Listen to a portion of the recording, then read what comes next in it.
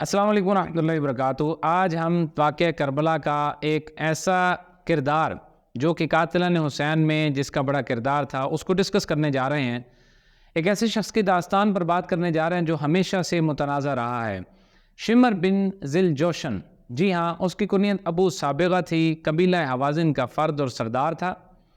واقعہ کربلا میں شمر بن ذی الجوشن لشکر یزید میں 4000 سپاہیوں کا اکیلا سردار تھا۔ قاتلان امام حسین رضی اللہ تعالیٰ عنہ میں اس کا بڑا کردار ہے۔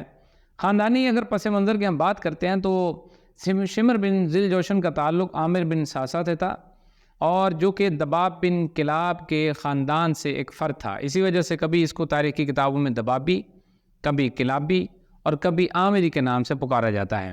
ویسے ایک بات کرنے کی ہے کہ شمر بن ذی الجوشن کا تعلق کوئی نسبی تعلق امام حسین رضی اللہ تعالیٰ عنہ سے نہیں تھا، لیکن پھر بھی تاریخ کی کتب میں اس کو ہمیشہ برے الفاظ، برے القابات سے ہی یاد کیا جاتا ہے۔